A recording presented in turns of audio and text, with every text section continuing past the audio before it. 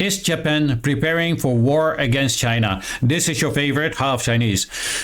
Japan is making significant military moves that raise serious questions.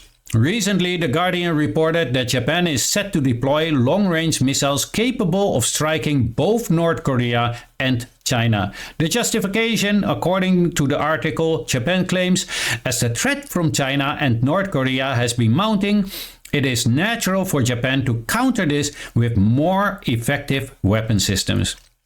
But let's just stop right there. Has China actually done anything to threaten Japan? The article doesn't specify any such threat. So why is Japan escalating its military capabilities in a way that appears to be aimed directly at China?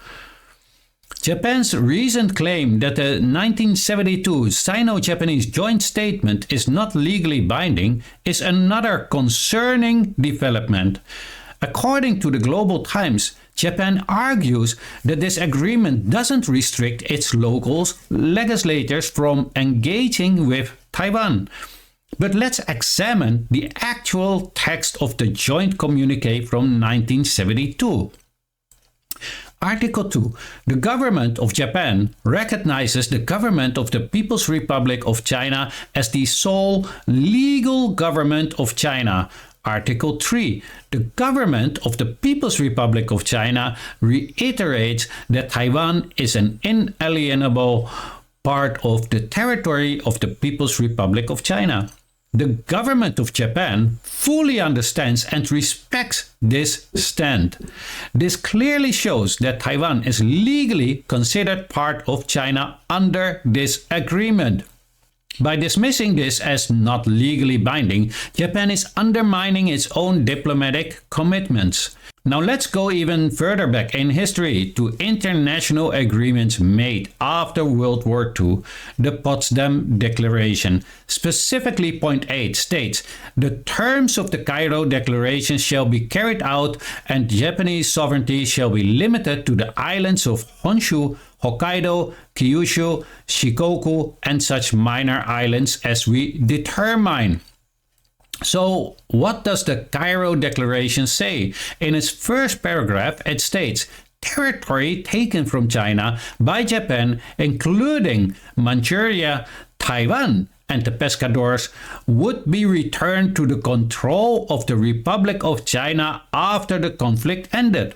These treaties, signed by the Allied powers, including China, the US, and the UK, affirm that Taiwan belongs to China. Japan accepted these terms when it surrendered in World War II. So how can Japan now claim that its agreement on Taiwan are not binding or non-binding? Japan's militarization near Taiwan. This all leads us to Japan's increasing militarization. Not only are they deploying long-range missiles, but reports suggest Japan is also reinforcing military bases near Taiwan. If Japan itself acknowledges that Taiwan is part of China, then why is it preparing to potentially defend Taiwan against China? It doesn't add up.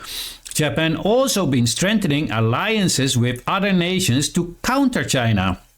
But if China is not actually threatening any of these countries, then what exactly is Japan countering? It increasingly appears that Japan is positioning itself for a future conflict, not for defense. Given these facts, it's hard not to see Japan's actions as aggressive rather than defensive. Considering their history with China, are they once again preparing for conflict? Are they truly acting in self-defense? Or are they escalating tensions unnecessarily? So I ask you, my dear viewers, who looks more like a threat? China or Japan? Let me know your thoughts in the comments below. But keep it civilized. We are not uncivilized barbarians. And subscribe for more analysis. If you enjoyed the video, then please like and share. And this was your favorite half Chinese. And as always, have a great day.